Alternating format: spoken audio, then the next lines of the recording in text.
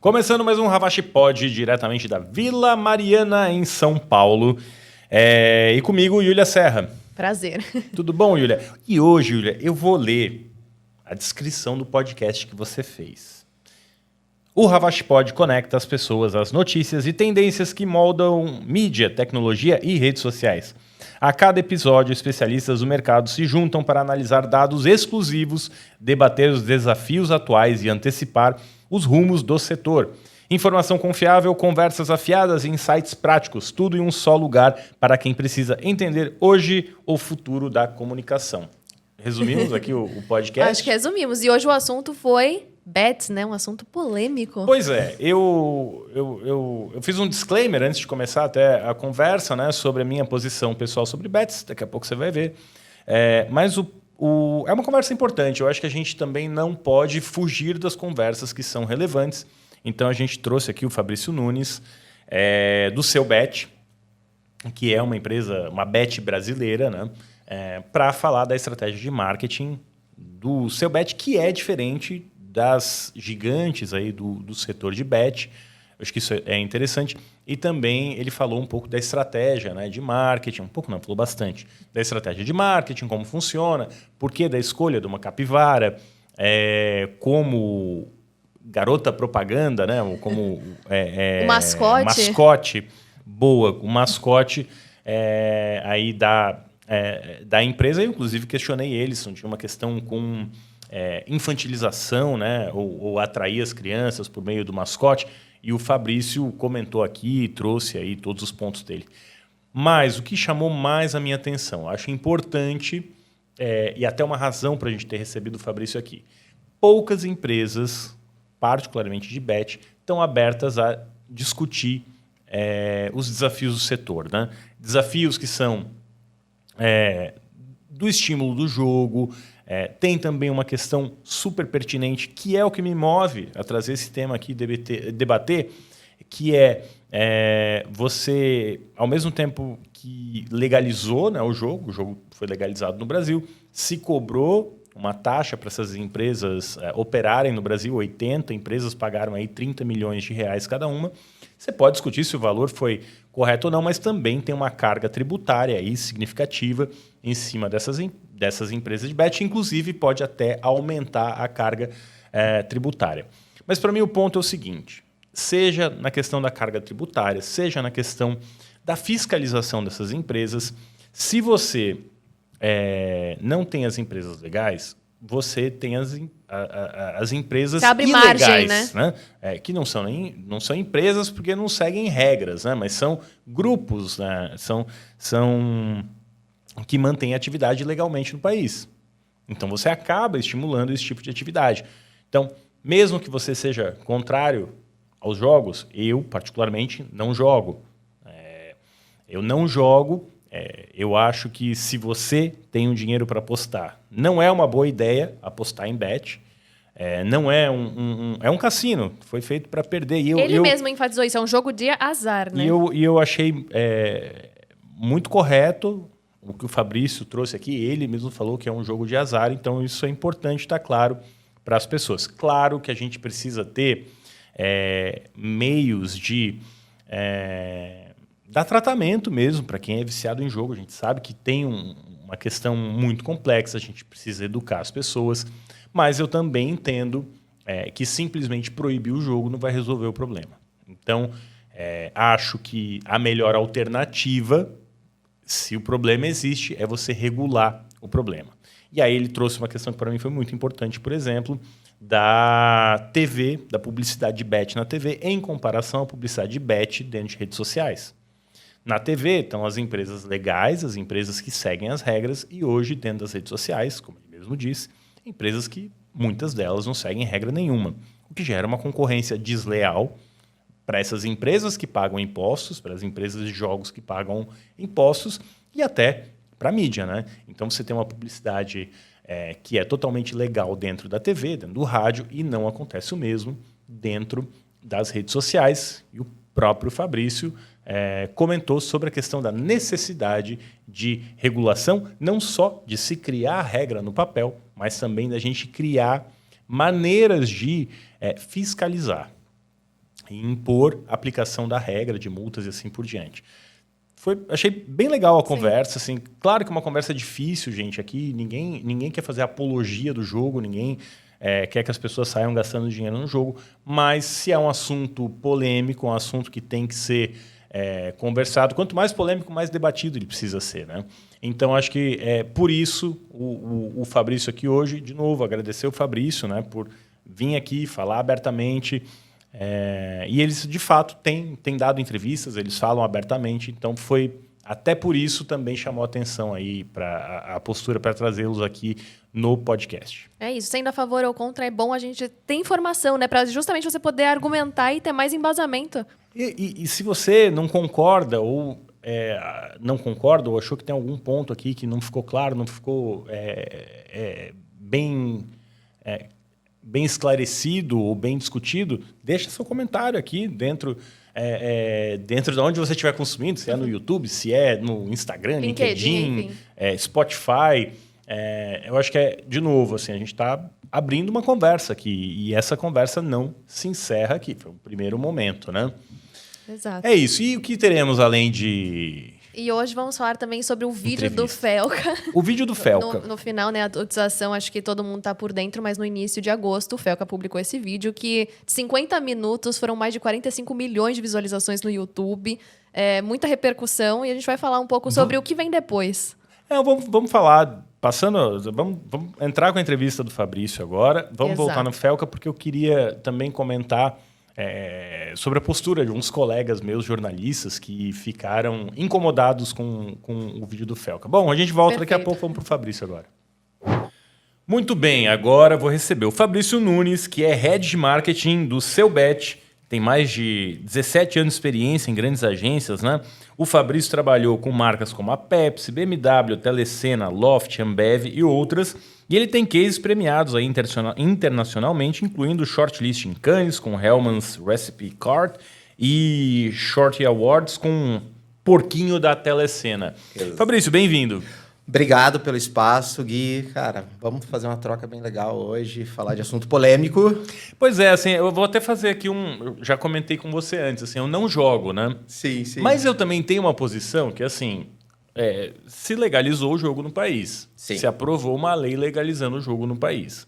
Mesmo que eu não jogue, a minha posição pessoal seja contrária ao jogo, eu pessoalmente não jogo, se regularizou, se existe uma lei, a gente tem que tratar como uma indústria, ou uma indústria como outras indústrias. A gente tem indústria de álcool, né, de bebidas, a gente tem indústria tabagista, cigarro também, e a gente não proíbe, a gente regula. Eu acho complicado proibir, porque você também acaba estimulando o mercado paralelo. Mas a gente vai conversar disso com mais calma aí nos próximos minutos, né? Mas o que eu queria entender primeiro, assim, Fabrício, o que te levou a trabalhar com bet, né? Porque você está aí de Telecena, Telecena, BMW, marcas que não necessariamente estão no mercado, né, de apostas, e aí você vai para o SeuBet. Como foi essa transição? Cara, é algo muito, como a gente fala, né? Muito a inquietude. Então, venho de um histórico de agência. Então, quando você está em agência de publicidade, você trabalha com todos os clientes. E, enfim, passa por startups, enfim, ritmo muito frenético, comunicação, você tem que escalar. E quando a gente fala do SeuBet, no caso, Grupo H2, enfim, cara, caiu, podemos dizer, de paraquedas. Procurando novos mercados, a inquietude, olhando desde agro, enfim. Cara, aparece a oportunidade dentro do SeuBet. Estou há 1 ano e meio dentro do SeuBet. Agora a gente está dentro do Grupo H2, após a regulamentação. Então, foi a questão do desafio. Então, como fazer diferente? Então, você trabalha com Telecena, BMW, Pepsi, outras marcas, mas onde que brilha os olhos? Então, eu sou muito movido o que brilha os olhos, o que dá a fazer diferente, como a gente consegue comunicar algo que ainda passa por um momento educacional, que a gente vai falar mais para frente, de uma maneira muito simples, transparente. É aí que entra realmente de paraquedas. Procurando, você mirou no agro, não sei o quê, apareceu a Bet. Nunca tinha jogado, nunca tinha nem entrado em site, então É do zero. Foi um aprendizado do zero e hoje estamos aqui. Porque eu imagino assim, né, para quem trabalha, eu já trabalhei no mercado de destilado. Eu trabalhei numa empresa que vendia álcool. E aí, quando eu entrei lá, entrei sabendo o que eu ia fazer, né? Mas é um mercado altamente regulado. E a própria empresa tem uma regulação que é superior até a do mercado, mas não tem, por exemplo, publicidade na TV. Né? Exatamente. Ou, na verdade, até pode ter, depois de um determinado horário. Tem a regulamentação de horário. Mas, por exemplo, mesmo tendo a questão do horário, tinha uma regra interna da companhia que a gente não poderia usar pessoas, né, ou atores, que parecessem menores de 21 anos, que é até subjetivo, né? Eu tinha que usar alguém que não parecesse jovem. Isso era uma maneira, né, de não estimular o consumo o consumo de álcool entre pessoas muito jovens.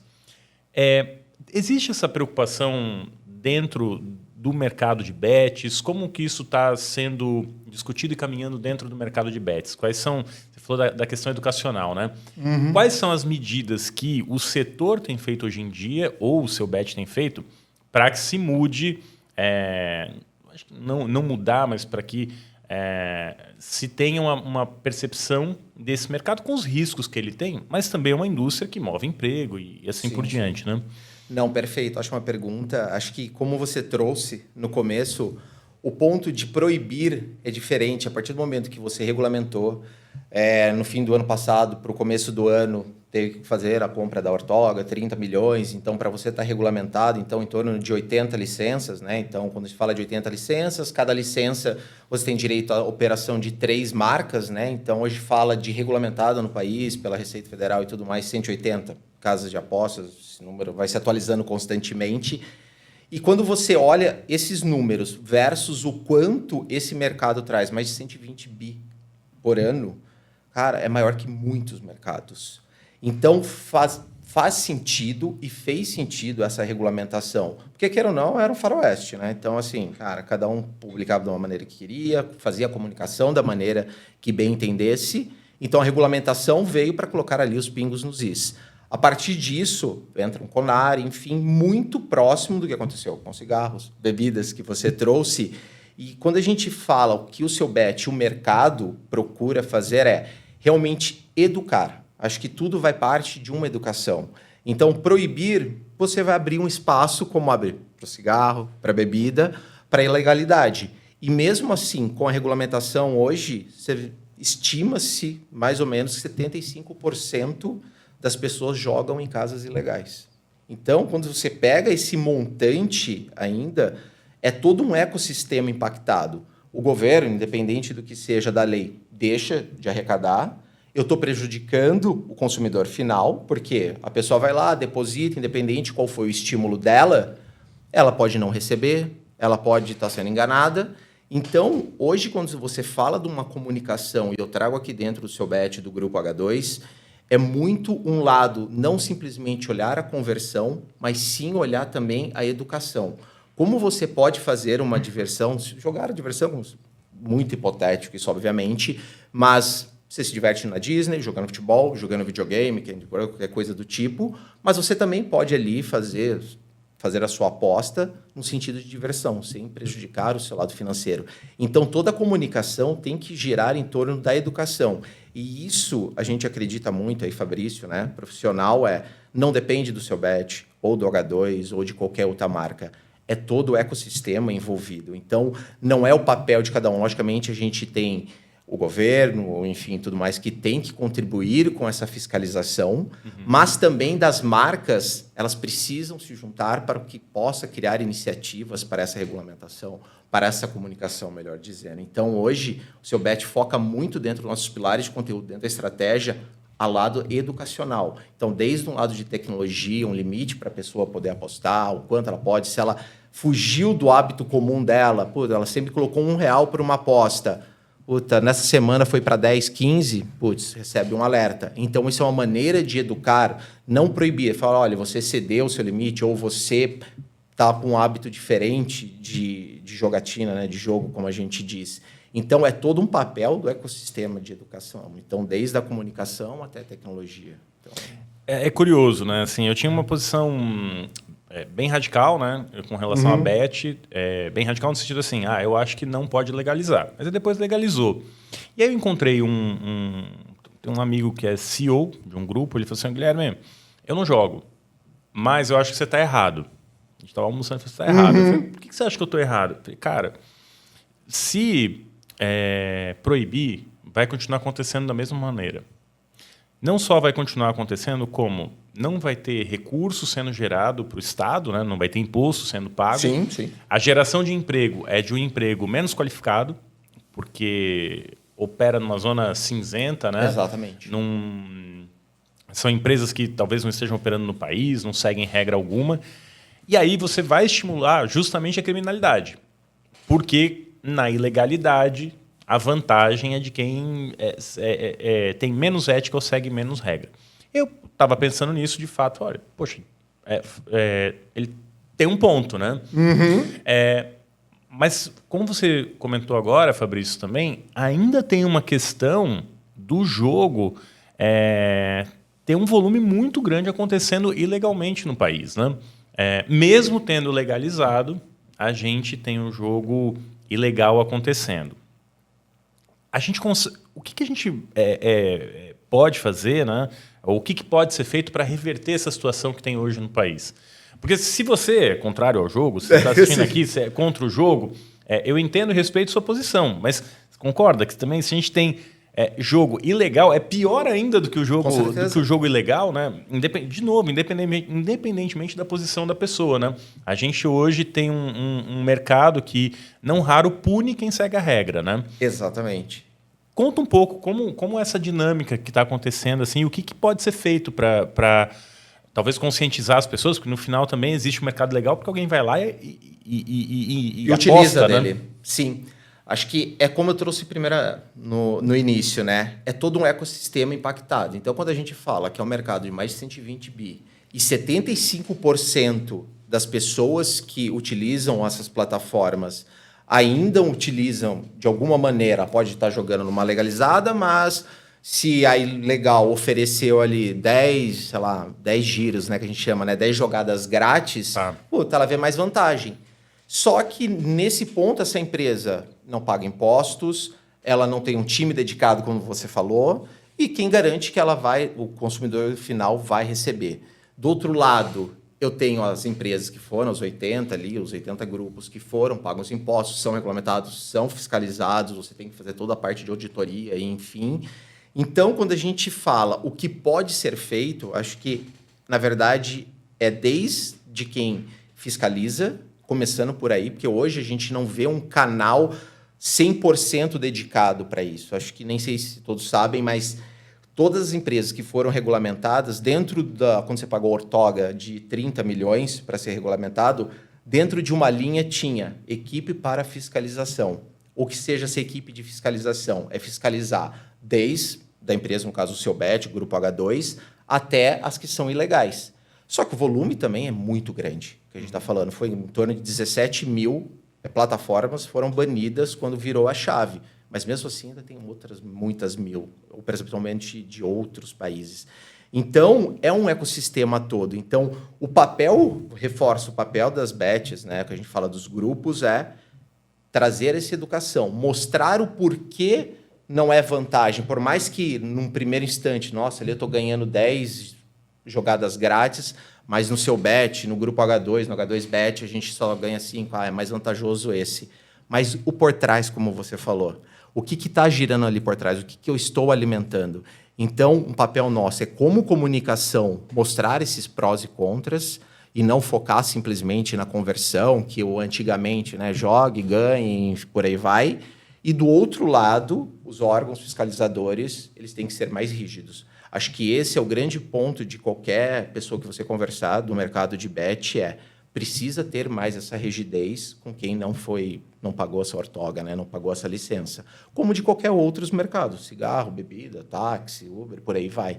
Então, precisa ser mais rígida as leis. E aí, logicamente, aplicado, desde comunicação, você não fazer falsas promessas, colocar sinalizado mais de 18. Agora tem uma lei tramitando no Senado que prevê mais de 21. Tudo bem, se for mais de 21, vamos operar dessa maneira. É justo, é claro. mas não proibir, e sim explicar por que é mais de 21.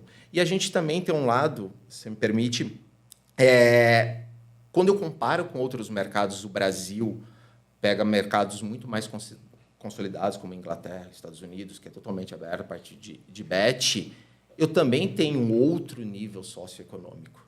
As pessoas jogam por outros motivos, tem outros gatilhos. Quando eu pego um Brasil, as pessoas, no fim, que vem costume, é uma renda extra. É isso que tem que se desmistificar as bets.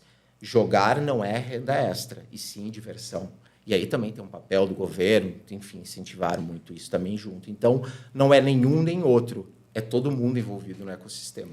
Eu tenho um amigo que é psiquiatra, né? E aí ele tá me contando que uma bet contratou ele para ajudar a montar um programa de testes, né? Um teste para que fosse determinado quando algum dos usuários tivesse tendo um problema de jogo excessivo ou saiu da curva normal dele, né? Tivesse ali um potencial risco de vício em jogo, né? E aí ele fez o formulário, tinha as perguntas e olha que curioso. Aí ele estava comentando comigo que ele falou para a Beth que com uma pergunta, porque assim, se você respondesse positivamente para uma pergunta, você já estava bloqueado. Ele falou assim, não, você não vai determinar o vício do jogo com só uma pergunta. Uma pergunta, sim. Mas todo o ponto dele foi assim, essa bet, inclusive, barra o CPF, só que não tem uma integração dos CPFs na base para que aquela pessoa não jogasse em outro lugar. E pelo que a gente está conversando aqui, além de não só não jogar em nenhuma legal, ele ainda pode correr para um mercado que definitivamente paralelo, não vai ter CPF, né? Então, a conclusão que eu chego é que, obviamente, a gente tem que ter um processo de educação aí, senão a gente também não vai passar. O que tem sido feito de prático pelas bets para estimular educação ou, pelo menos, para dar clareza para quem joga dos riscos que estão associados ao jogo? Tá, falando aqui dentro do seu bet, Grupo H2, a gente traz a comunicação. Primeiramente, acho que evitar, você trouxe lá no começo, evitar pessoas ou, enfim, quem estiver comunicando que pareça menos de 21 anos até. A gente sai da barra dos 18 e vai para 21 anos. Evitar mostrar que você pode ter lucratividade, você pode enriquecer, entre aspas, com o jogo. Então, é muito focar dentro dessa comunicação mais tecnologia. Não tem como eu andar separado. Eu comunico, olha, não pode fazer isso, você não é diversão, não sei o quê. A pessoa chega no site e joga os R$500 dela ou todo o vale-refeição dela que ela tenha ali dentro. Então, é descasado. Então, dentro do grupo H2 e seu bet, a gente sine qua non, comunicação mais tecnologia. Então, a gente tem essa parte realmente de entender a curva de aposta dos usuários e ali tem um time de risco bem grande trabalhando em cima disso, desde para fraude, que tem muito dentro do mercado, e até mesmo tipo comportamentos anormais que a gente veja de jogadores. Então, a gente bloqueia, a pessoa vai pedir o desbloqueio, enfim. Então, a gente tem todo esse trâmite dentro de uma jornada de aposta. Você falou que tem muita fraude. Que tipo de fraude hoje Hoje, quando a gente fala de fraude... Lavagem de dinheiro, né? O cara rouba alguém, aposta ali... É até mais simples. A pessoa, quando a gente está falando de fraude, né, que tem o time de riscos, a pessoa, você vai fazer uma aposta ali, tipo Flamengo e Internacional. Então, na verdade, ela coloca um grande volume de dinheiro, aí ela aumenta essa odd, né, que a gente está falando, né, tinha 2,3, ela colocou muito dinheiro aqui, ela vai para outra casa, ela faz múltiplos logins dentro do seu bet ou do H2, e isso ela começa a depositar, aumentar e inflar essa odd, automaticamente é uma maneira de você tentar burlar e ganhar mais em cima do jogo. Então, assim, aí são muito robôs, inteligência artificial, enfim. Então, são pessoas que vê como um lucro fácil ali. Então, aí entra numa esfera muito de tecnologia, quase hackers. Eu até li recentemente uma reportagem no Wall Street Journal falando de operações, né? Pessoas que nos Estados Unidos operam redes, né? Contratam as pessoas para apostar e fazendo arbitragem, né? Isso. De uma maneira... Exatamente. Você vai entender que a chance é tal, se eu botar... Vamos, hipoteticamente os valores. Se eu colocar 100 mil aqui, Eu vou ganhar 101 mil. Ele ganha pouco, mas ele vai ganhar. Exato. De R$ 1 em R$ 1, de 1 em 1. Isso. Então ele vai, principalmente jogos de slot, né? Que a gente fala. O famoso Tigrinho, Aviator, enfim. Que são jogos mais instantâneos, mas que você não, aspas, você não tem muito que pensar. Realmente é um jogo de azar. Então você tá ali o avião, você tem a roleta e tudo mais. Então, esses spreads que ela vai dando. Então eu coloco 100 aqui, vou colocar mais 100 ali, eu ganho R$ 1 aqui, tantos giros aqui e vai rodando. Então a gente começa a pegar isso e vai ser o grande desafio. Até pela complexidade, né, Fabrício, de evitar fraude, tem marketing aí e tudo mais. É uma indústria robusta. 120 bi, né? 120 bi. Quantos empregos essa indústria gera? Tem algum levantamento do setor? Cara, eu de cabeça não tenho. Tá. Se não falasse, falar aqui, eu falava um número hipotético, mas hoje a gente está falando de um grupo H2, a gente tem mais de 600. Mais de 600 funcionários. Eu estou falando. Então, eu estou falando dentro de Bet. O grupo H2 tem o H2 Poker, que foi das primeiras marcas a conseguir a liberação, mostrar que poker no Brasil não era um jogo de vício, sim um esporte. Então, isso que eu não estou nem contando essa parte. Então, quando eu falo ali de Bet, gira em torno de 500, 600, 550 pessoas, diferentes momentos. Dentro do marketing mesmo, quando a gente olha, o Seu Bet faz parte do grupo H2, tem o H2 Bet, então só o marketing aqui do Seu Bet tem 14 pessoas, 15 pessoas, mais parceiros, enfim. E aí a gente está falando de tecnologia, aumenta, produtos e tudo mais. Então, assim, é parrudo. E é curioso, né? Porque no momento que se fala tanto em dinheiro de conversão, né? As casas de aposta investem muito em construção de marca, né? Enquanto marcas de consumo estão lá comprando só tem muito investimento de conversão, tem uma lógica muito grande de investimento em construção de marca dentro de Bet. Por que isso acontece? Cara, acho que esse é um bom ponto e traz muito o Seu Bet, o posicionamento do Seu Bet, que a gente vai totalmente contra, vai fora do que as bets fazem. Então, hoje, quando a gente entra e faz um rebranding em novembro, a gente, de vez para formatos básicos, ou que seja, pega um grande ator, enfim, por aí vai, e coloca como a cara da marca, a gente opta em fazer uma construção em proximidade, onde a gente traz um mascote, que é uma capivara, então é nosso mascote, então bebendo sim de fontes, e, cara, é justo um Duolingo trazer aqui, uma Magalu, então traz fonte de outro mercado, que é para trazer essa proximidade. Então, quando a gente fala de comunicação, investimento, como você está falando em branding, o futuro das bets, eu estou falando de 80 casas, 80 grupos, né, que podem operar, mais de 180 licenças, 150 licenças, plataformas, aptas a jogar, quantas dessas vão permanecer daqui 3, 4 anos? Qual dessas vão estar ali realmente no mindset das pessoas? Hoje eu posso ter colocado o Gui como embaixador do Seu Bet, mas daqui 5 anos a pessoa vai lembrar? Então, o grande diferencial quando a gente fala de investimento em branding aqui, zero críticas contra, eu acho que cada marca tem a sua própria estratégia, mas a gente acredita muito dentro do Seu Bet, que é construir uma jornada, construir uma comunicação, é realmente a pessoa lembrar, se aproximar da marca, mesmo que a grande dificuldade é criar o brand lover para uma marca de bet. Então, putz, Capivara é muito legal, é um mega case aqui para gente. Só que ainda no fim tem a parte de ser uma bet. Então, é uma construção no longo. Quando você vê outros formatos e modelos, cara, logicamente, eu colocar uma figura pública, a gente também tem o Livinho, que é nosso embaixador, logicamente é muito mais próximo, ele dá uma cara à marca. Então, a corrida inicial pós-regulamentação das bets é quem vai ser lembrado primeiro. E aí vem os valores exorbitantes, que inflam o mercado. A gente vai ver todos os campeonatos, qual time de futebol não tem uma bet, né? Mas é sustentável, por exemplo, é bem a corrida do ouro, né? No começo, ou da ferrovia. A gente tem várias empresas com várias ferrovias, no final vão sobrar 4, as 4 maiores. Tem um pouco, ou muito, né, dessa intenção de largar na frente, perder dinheiro, ganhar mercado para consolidar. Isso é uma realidade do mercado. Sim, cash burn, total. Acho que quando a gente vê grandes players no mercado, principalmente os que vêm de fora, é cash burn total. Então, a gente está falando ali de investimentos estratosféricos, enfim, astronômicos, dizendo assim, para quem sai primeiro na frente. E você realmente ser top of mind ali na frente.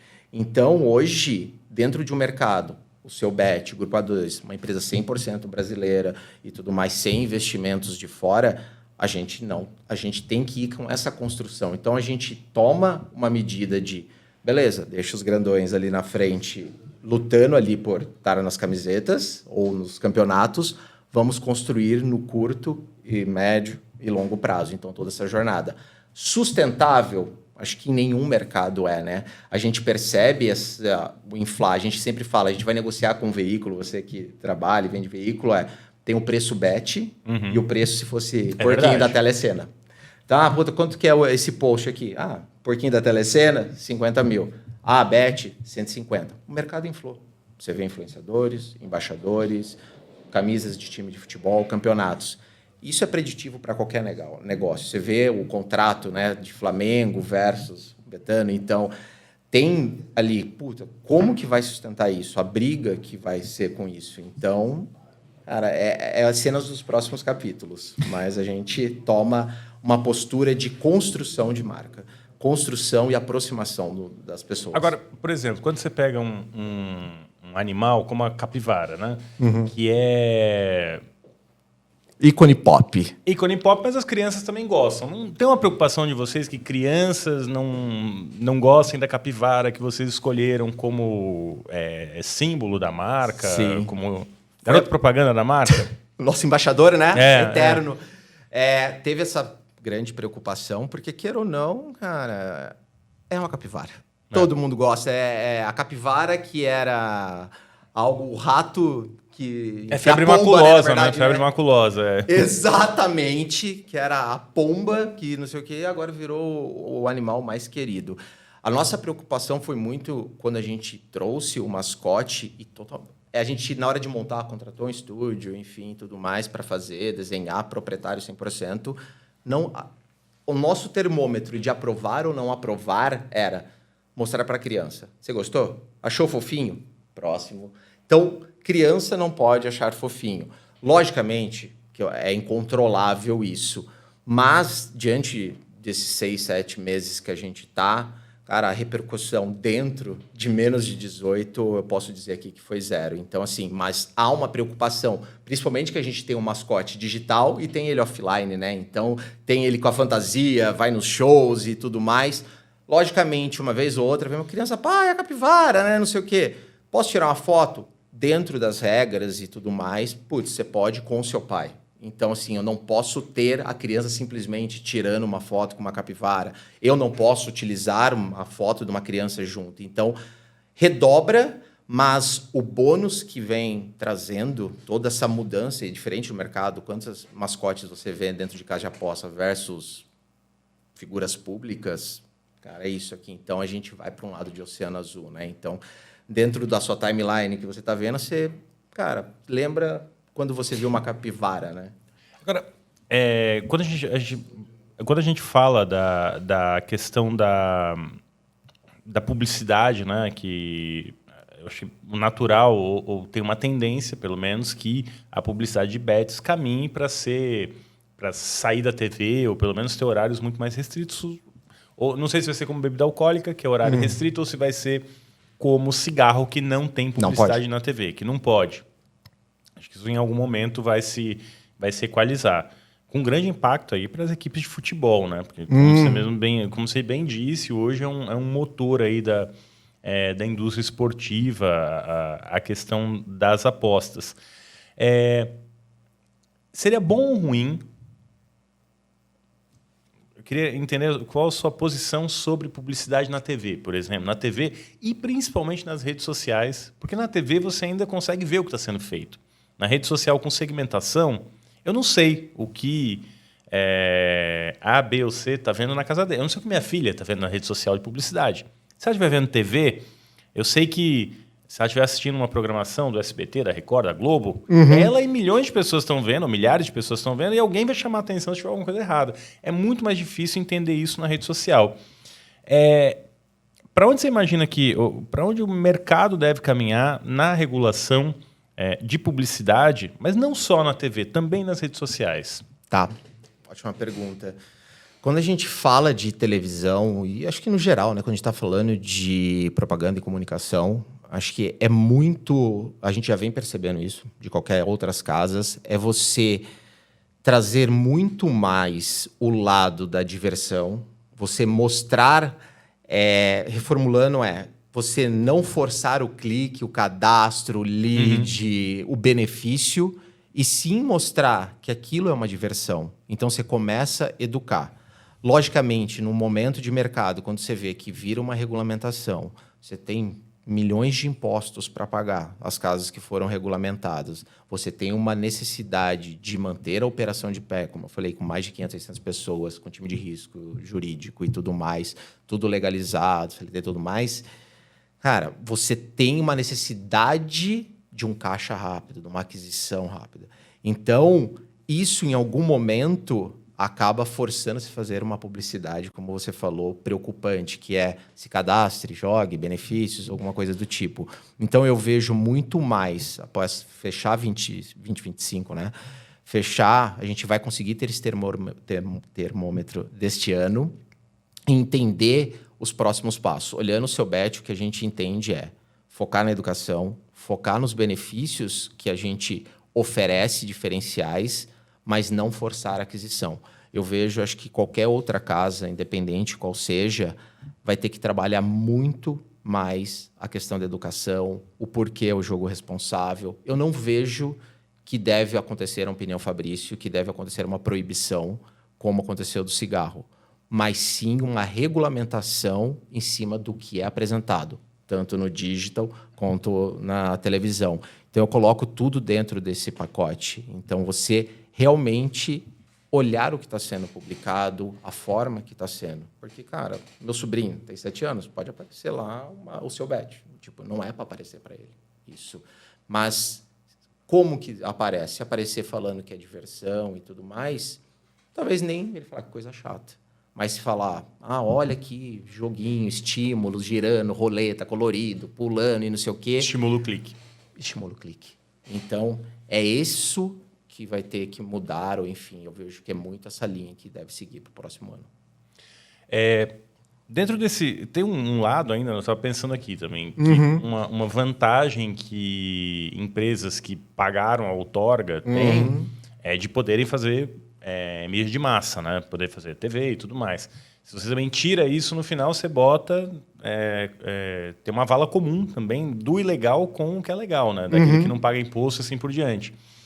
Mas por que eu vejo, por exemplo, publicidade de empresas que não são de jogo, né? De empresas que nitidamente não têm outorga, não são legalizadas dentro do Facebook, por exemplo? Fiscalização. Quem que fiscaliza? É o Meta? Kawaii, TikTok, OnlyFans, qualquer rede social. YouTube, Google. Ou essa fiscalização deveria vir de órgãos regulamentares governamentais? Hoje faria sentido a gente ter uma agência que regulasse publicidade dentro das redes? Sim.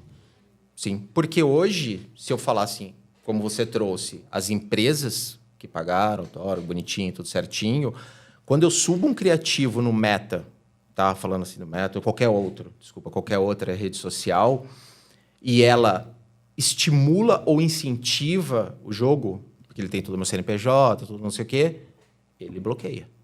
Só que, ao mesmo tempo, eu estou concorrendo com as outras ilegais. Então, automaticamente, meu CAC é mais caro, meu CPM é mais caro, meu CPV é mais caro. Então, automaticamente, eu invisto mais e gasto mais. É quase desleal isso, né? Então, assim, de quem que é o pai da criança? Na TV isso não acontece. Não, porque ele não pode. Você precisa ter uma cara, ter tudo bonitinho, registro, não sei o quê. Eles não conseguem fazer isso. Então, eles procuram mídias alternativas. Porque é muito maluco isso, né? Hoje, a TV tem uma desvantagem. Se você para pensar do ponto de vista do dinheiro, a TV tem uma desvantagem e as TVs, as empresas de mídia tradicional e as casas de aposta que funcionam legalmente. Elas têm uma desvantagem competitiva porque tem um modelo hoje dentro das redes sociais que está estimulando os players menos sérios, ou nada sérios, na verdade, né? Se é ilegal, não é sério. Exatamente. Começa por aí. Zero. Assim. É curioso, né? Que as pessoas pensam, quando a gente fala em regulação das redes, ou regulação de qualquer coisa... Comunicação em si. quando a gente fala de regulação, não é que a gente está defendendo censura, não é que a gente está defendendo inibir a inovação. A gente está só defendendo a criação, né, de um mercado que seja equilibrado, né? Que quem segue as regras não seja prejudicado por seguir as regras. Eu acho que esse é um ponto super importante. Mudando um pouco de assunto, mas ficando em tecnologia ainda, vocês fizeram uma campanha com IA. Como foi essa iniciativa? E foi bom que, como você disse, a regulamentação, na verdade, ela não tira a criatividade, ela não desestimula. Na verdade, você busca a inovação. Pelo menos hoje, dentro do grupo, a gente trata isso. Então, como que eu posso inovar na minha comunicação com toda a regulamentação que tem desde um CONAR, desde o governo federal e tudo mais? Então, quando a gente traz a campanha, né, sexta-feira 13, com o IA, a gente ali quis trabalhar os mitos e verdades das casas de apostas. Então, a gente pegou o VEL 3, que tinha acabado de ser lançado, fazia uma semana e meia que tinha acabado de ser lançado. O vídeo ali, né, que a gente fez muito focado em branding, colocamos alguns mascotes, enfim, a pessoa correndo atrás das casas ilegais, oferecendo R$10, R$15, mostrar que eles eram bicho-papão. E no fim dessa jornada, cara, ele conseguia chegar num quarto onde ele tinha calma, realmente numa casa regulamentada, que era o seu bet.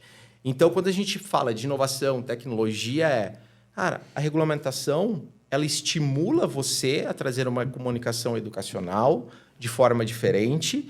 E voltando ali, acho que o diferencial das marcas vai ser como que eu vou deixar de competir com o hambúrguer, com o gatinho e das outras 3 casas com figuras públicas. Então, foi muito dentro disso que a gente abordou sexta-feira 13, sem terror, sem medo, enfim. Então, foi bem legal, bem bacana. Cara, e fazer uma campanha de IA é mais fácil ou mais difícil do que fazer uma campanha tradicional? Ou usando IA, né? Tá, sim.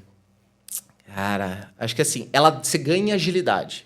Acho que você ganha em variáveis, né? Quando você tá... Acho que nenhuma é excludente da outra, né? Mas quando eu preciso trazer uma agilidade, fazer algo momentâneo, a IA ela se torna um grande benefício, um grande aliado e acaba sendo mais fácil.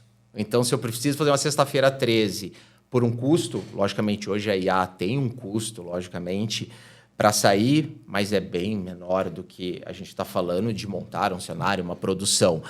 Então, assim, na verdade, o cenário ideal é andar junto, mas no curto prazo, a IA acaba sendo um facilitador, sendo mais fácil você trabalhar, modular, enfim. Mas mesmo assim, para sair aquela campanha, foram acho que 8 pessoas envolvidas. 8 pessoas mesmo com uma IA. Então, testa prompt, muda prompt, não, tem que ficar dentro do guide da marca. O que eu falo muito a IA é o começo e não o fim. Então, ela vai destravar você. A gente traz muito para o time. Ela tira de 0 a 1 muito fácil. Mas para chegar no 2, no 3, não vai substituir a pessoa, o Fabrício, o Gui, a Giovana, enfim, quem esteja no time. Então, ela traz possibilidades para a gente. Então, hoje eu vejo que é mais fácil para uma execução mais rápida, mais criativa, mais imediatista, depende muito da sua estratégia, mas não exclui você fazer uma campanha quando você tem o Grupo H2, que tem um Coringa e tudo mais, você precisa de algo mais robusto. E aí, que nem você comentou no LinkedIn a questão da comunidade, né? De criar comunidades e tudo mais. Como vocês têm feito essa jornada, né, de construir comunidades? Você já abordou um pouco aqui de construção de marca e com essa marca também mostrando que vai além ali só da aposta. Mas como isso acontece nas redes sociais? Vocês estão do Duolingo também, né? Que é uma referência aí de... Eu estava vendo hoje, vocês têm 16,4 milhões de seguidores, né, no Instagram, se eu não me engano, estou falando de cabeça. Aqui, a corujinha. A corujinha. Como que vocês têm criado essa comunidade aí? Não, legal. Acho que quando parte tudo do conceito, de forma bem rápida, o conceito da capivara não foi simplesmente a capivara é hypado, né? A gente passou por N animais. Acho que tem um lado do seu... Podia ser o caramelo, né? Podia ser o caramelo, teve papagaio, teve tamanduá, a gente passou por quase todos, passou pela fauna toda. Mas dentro do conceito, quando a gente veio com reposicionamento, a gente queria trazer, a gente é 100% brasileiro, é uma bet 100%, dentro de um grupo 100% brasileiro. Então, a gente quer trazer a brasilidade. E nada mais que representar a brasilidade, a gente foi olhar o mascote. E o mascote entra numa capivara, foi muito num desvaneio lá na bicicleta, 5h30 da manhã, pedalando. Puta, Shopee, um monte de coisa da capivara. Desculpa, Shopee, mas enfim. Mas, cara, capivara, por que não capivara? A gente vai olhar. É um animal que vive em comunidade, que é afável, é amigo, é parceiro. Como isso transparece no nosso dia a dia, trazendo a sua pergunta? A gente entende que, ok, eu falo com todo mundo, qualquer um pode jogar em qualquer bet. Minha mãe, seu pai, sua mãe, qualquer um pode jogar, maior de 18 anos. Mas, cara, eu tenho maneiras de falar com cada um. E minha marca, quando eu trago o mascote, que é o Seu Bet, a capivara, ele tá hoje de funk, que é o MC Livinho, amanhã ele tá de jogador de pôquer, então eu vou falando com comunidades, eu vou criando comunidades. E dentro disso, dentro da nossa comunicação nos canais, então a gente está falando ali na Twitch com a galera dos gamers, eu estou falando no Twitter a pessoa mais imediatista, entrando em conversas, eu estou falando nos grupos ali de WhatsApp. Então, cada um ele vai recebendo sua skin. Então, com isso, você cria comunidades. Ao longo do tempo, meu LTV social, eu consigo trazer comunicações. Explica o que é LTV aqui para quem não... Lifetime Value. Então, é o tempo que a pessoa fica dentro da marca ou o tempo da base nossa, tá? Então, quando a gente traz isso, eu falar com nichos, de cada um com seu tom de voz, cada um com a sua maneira, e oferecer o melhor para ele. Então, se eu estou falando dentro do nicho que a gente fala, né, que é do funk ali, né, o Vida Louca, né, que é o mascote nosso, que é o Livinho, que está junto com ele, cara, a gente vai ter uma abordagem muito mais próxima, um tom de voz. Se eu vou mostrar, apresentar alguma novidade de jogo, eu vou tentar trazer algo muito mais próximo dessa realidade, se é um slot, sportbook, ou o que seja. Então, a gente entende que eu não tenho o tiro de canhão, mas eu vou construindo de forma muito mais sólida e consistente. Então, isso acaba sendo uma estratégia ali, tipo, quase um hack marketing. Ele está hackeando, comendo pelas beiradas até chegar ao grande centro. Muito bem. Fabrício, tem alguma coisa que eu não te perguntei que você gostaria de acrescentar? Não, perfeito. Acho que, cara, deixar a mensagem que jogo é diversão, mais de 18 anos, jogue com consciência, e é isso. E assim, jogo não é trabalho, né? É importante acho que não é nem uma questão de encarar como um trabalho. Assim, jogo não é solução para falta de dinheiro, né? Eu acho que isso é um ponto importante que se diga. Assim. Então, se você está num programa social, recebe dinheiro do programa social, não faz sentido você usar o dinheiro do programa social para jogar. Com certeza. Não tem lógica, né? E se você tiver um problema com o jogo, procure... Aliás, esse é um bom ponto. Quem tem um problema com o jogo, onde ela pode buscar apoio? Onde ela consegue... A gente tem o próprio site do Seu Bet, do Grupo H2, que a gente tem ali totalmente... É obrigado todas as empresas a terem, como até você comentou. E também tem o site do governo, que você pode também pedir ajuda, enfim. E é muito importante que isso aconteça. É o jogar com responsabilidade. Você deixou muito bem claro... E é isso que as bets têm que passar, cara. Não é grana extra, não é para apagar incêndio. Cara, eu sei a situação é difícil e tudo mais, mas não pense. Cara, é um jogo de azar. Não tem como. Não tem. É como um cassino em Las Vegas. Não tem. A chance está contra você. É importante que se diga assim, né? Exato. A casa ganha. No fim do dia, é sempre a casa ganha. Então, assim, é Las Vegas, só que digital. Fabrício, para quem quiser acompanhar o seu trabalho, você tem... Onde? Cara, LinkedIn, fique à vontade, entre lá, a gente troca, precisar de conversar, bora conversar, é importante. Boa. Fabrício, obrigado por ter vindo, prazer recebê-lo aqui. Até a próxima, né? Até a próxima. Muito bem, voltando agora com o Yulia. Tudo bom, Yulia? Tudo certo. Que teremos Felca, é isso? Exatamente, falar de Felca. Contextualizando então, voltando no que a gente já introduziu um pouco no início do vídeo. No dia 6 de agosto, o Felca publicou no YouTube um vídeo sobre a adultização, problematizando essa questão, como ela acontece nas redes sociais, como não há uma fiscalização e nenhuma penalização. E o vídeo foi, assim, viralizou, muita gente comentou sobre ele, teve até coluna, newsletter sobre o assunto. Já tiveram consequências o vídeo, né? Consequências legais. As contas do Ítalo Santos e da Camilinha, que são citados pelo Felca, foram desativados no Instagram. O Ítalo Santos e o marido dele, que é o Israel Nata Vicente, foram presos preventivamente também a partir do vídeo. Na Câmara dos Deputados começaram vários projetos de lei, chamado Lei Felca, né? Que seria para... impedir essa adultização nas redes sociais. Então, já estão acontecendo coisas, medidas diante desse vídeo, tem consequências. Mas você, já no início do vídeo, falou que alguns colegas jornalistas não levaram esse vídeo, assim, não acharam o vídeo tão bacana. Então, talvez... Vamos começar por isso. Eu acho que assim... Eu acho que esse vídeo ele é interessante, que é quase uma cebola, assim, ele tem várias camadas, né? Ele despertou várias discussões. Algumas até a gente já trouxe aqui, mas o que me choca, assim, por exemplo, quando eu vejo alguém dizendo assim, os jornalistas nunca falaram disso. Gente, se você acompanha esse podcast aqui, semanalmente eu venho falando dos riscos e dos perigos que as Big Techs, que essas empresas como o Google e Meta representam para o país. Agora mesmo, nessa edição, o Fabrício estava falando, publicidade legal de bad que entra dentro de rede social, publicidade ilegal de empresas que não têm autorização para funcionar. Aí a hora que o influenciador fizer um vídeo sobre aposta ilegal, aí vão dizer que a imprensa não falou nada também. E tudo bem, eu acho que é do jogo, ninguém tem obrigação de ler tudo que eu publico, tudo que sai nos veículos, mas também não é justo dizer que não aconteceu. Por que eu estou dizendo isso? Porque sim, o vídeo do Felca foi um choque para as pessoas, mas nada do que tem ali já não tinha sido dito, não só pela imprensa, como pela academia.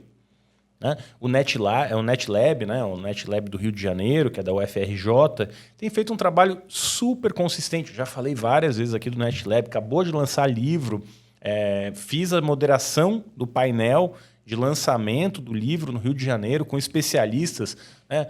Comentando sobre o impacto das redes sociais. Esse livro, no caso, é focado em publicidade dentro das redes, os abusos que acontecem dentro das redes sociais com publicidade.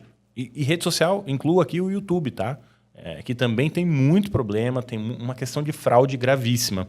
E tem a adultização também. Isso já foi falado. O Núcleo Jor, né? O Núcleo Jornalismo. Aliás, se você não conhece o Núcleo Jornalismo, vai lá, conheça. Trabalho super consistente, apontando aí uma série de problemas que a gente tem nas redes sociais com as Big Techs. Então, assim, não é justo você falar que o jornalismo não falava disso. Eu li um comentário, por exemplo, a pessoa estava brava lá, dizendo assim, que todo editor e todo repórter deveria ser obrigado a assistir o vídeo do Felca. Eu acho que é importante que se assista, mas não por uma questão de que o trabalho não tenha sido feito no passado.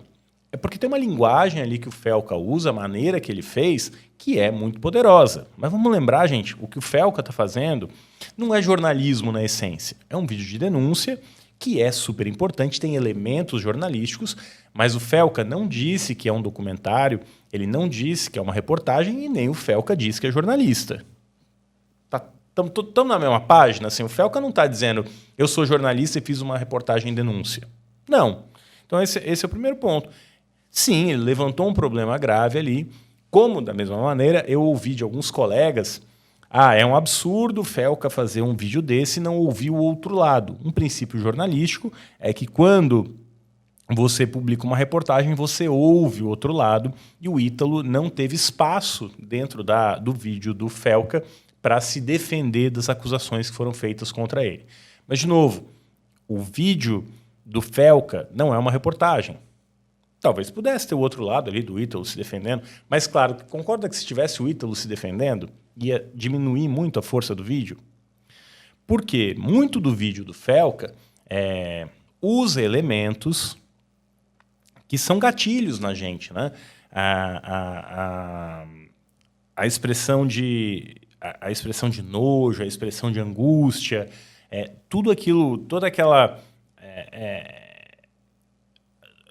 parte visual, né, e de reações que tem ali são muito poderosas. Ele não fica isento, né? Ele mesmo fala não que é isento, ele tem uma posição muito clara. E ele chegou a dar uma entrevista depois no Altas Horas em que perguntaram para ele qual foi a parte mais difícil do vídeo, né, como um todo. E ele fala justamente que foi assistir a esses vídeos de adultização. Então, assim, você vê que ele se humaniza, ele se coloca ali, né? Não é distanciamento. E essa humanização não é uma característica jornalística. Do jornalismo por natureza, né? Você tem que trazer os dois lados, você está ponderando ali as coisas. A gente pode até discutir se tem ou não tem espaço para esse tipo de jornalismo nas redes sociais, né? Agora, eu também acho que os meus colegas jornalistas, eu mesmo, né?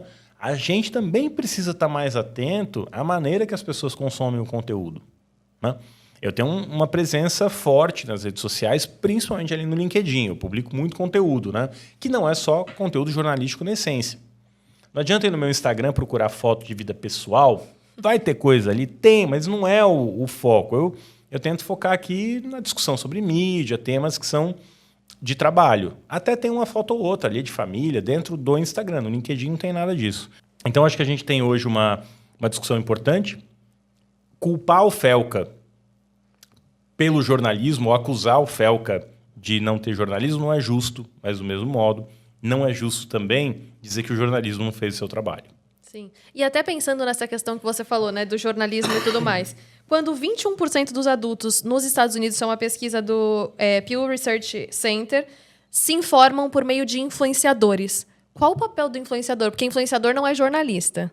Mas qual o papel do influenciador quando você fala que 1 em cada 5 pessoas afirmam se informar através deles? Olha que curioso, né? Quando você conversa com os especialistas em desinformação, as pessoas perguntam assim, qual o melhor jeito de você se proteger de desinformação, né? Notícia falsa, desinformação. E a recomendação deles é sempre que você leia veículos tradicionais de mídia. Então, se está no Brasil, leia a Folha, leia o Estadão, o Globo.com, o UOL, veículos que têm processos mais robustos de checagem e apuração de notícias. Então, essa é a melhor vacina para desinformação, é ler veículo tradicional. Claro que com a polarização das redes isso ficou mais difícil. Agora, muitas vezes as pessoas estão lendo a notícia dentro da rede social porque ela encontra confirmação para aquilo que ela quer. Isso é um desafio para o jornalismo, porque o algoritmo ele estimula aquilo que você gosta, que você interage mais, aquilo que engaja, né? Muitas vezes ele se torna divisivo, né? Um conteúdo divisivo, um conteúdo que gera polarização, porque aquilo mexe com a sua emoção e te faz ficar mais engajado ali com aquilo. Mas na hora de consumir informação, isso pode não ser muito saudável. O fato de você ter muita informação não significa que você está usando bem a informação que você tem, ou que você está tirando conclusões corretas ou acertadas daquela informação. Eu brinco que consumir mídia é mais ou menos que nem dieta, né? Se você consome só fast food, você está comendo. Aliás, você tem uma quantidade de caloria maior do que se você estivesse comendo salada ou comidas saudáveis, né? E a gente, no fundo, sabe que tem que comer salada. O jornalismo é a salada. É aquilo que talvez não seja tão apetitoso, não seja tão atraente, mas é importante para o bom funcionamento do organismo. E, gente, não tem problema você consumir notícia em rede social, você consumir notícia em outros lugares que não na mídia tradicional. Mas uma dieta equilibrada pede salada. Mesmo não sendo mais saboroso ou mais fácil de consumir, é importante para o bom funcionamento do organismo. Então, eu sinto que tem essa discussão, né, de é bom ou ruim ter notícia nas redes sociais. Não é bom nem ruim. Está lá e as pessoas estão consumindo lá. Tomara que a gente consiga ter mais notícias de qualidade nas redes sociais. Mas, por essência, a rede social ela não vai estimular a produção de conteúdo mais comedido, mais ponderado. Vai viralizar, vai ter um alcance maior aquilo que é mais extremo e polarizado. Eu adoraria ter 150 mil seguidores no meu LinkedIn. Eu tenho 15. Porque o LinkedIn é uma rede mais limitada no alcance, só que eu consigo ter conversas mais estruturadas, conversas mais profundas no LinkedIn do que no Twitter, por exemplo, que é o X agora, né? Assim, eu abandonei o X. Não dá. É uma cacofonia com um monte de gente xingando, brigando, e você não tem uma conversa ali que, para mim, agregue valor. Meu conteúdo está lá no X, eu publico lá, mas eu interajo muito pouco.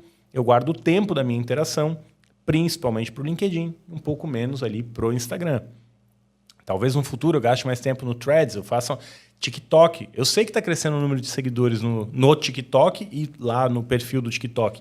A gente posta os vídeos que são feitos no TikTok. Tem recorte aqui da produção do podcast no TikTok. Mas eu também eu sinto que o público é muito aberto e eu não consigo manter uma conversa também tem isso, né? O For You fim. não é muito o que você assiste, o que você segue, perdão. Vai vendo o conteúdo que você assiste e vai... É o algoritmo dizendo, isso aqui talvez te interesse, consuma esse conteúdo. Não conversa muito comigo por enquanto. Talvez pela minha faixa etária, talvez... Se bem que isso está desaparecendo, né? Tem pessoas, inclusive, da terceira idade, né? Que consomem muito TikTok. Ficam muito tempo no TikTok. E tudo bem, zero problema. Tem newsfluencer, né? Que é influenciadores de jornalismo dentro do TikTok, trazendo notícia. Aí eu só acho que a gente precisa tomar um pouco de cuidado, porque o jornalismo também é apuração. O simples fato de uma pessoa ler um conteúdo apurado por um terceiro dentro do TikTok não necessariamente faz disso jornalismo, né? Mas é um influenciador de notícias. Sim, ele é um influenciador de notícias, mas ele não tem apuração. Que se a gente parar para pensar, quanta gente não senta na frente da câmera, num estúdio de TV, grava ou aparece no jornal, né? Grava o jornal, ao vivo no jornal, e também está só lendo a notícia, não teve apuração. Está mudando? Tá. Hoje você pega o pessoal da Globo News, da CNN, estão apurando, né? Estão lendo notícias, você tenta contratar uma pessoa...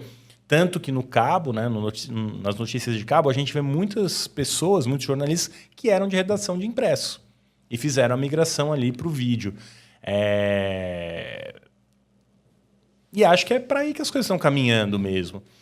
As barreiras estão cada vez menos claras.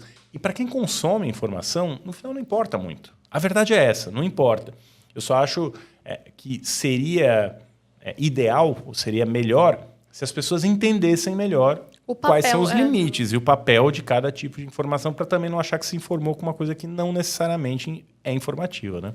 E até pensando nessa questão do papel de cada um, como você vem falando, você mesmo falou, a gente já vem discutindo aqui há muito tempo essa questão das redes sociais, a importância de regular, como as redes sociais não seguem padrões assim que a TV, por exemplo, o rádio precisam seguir.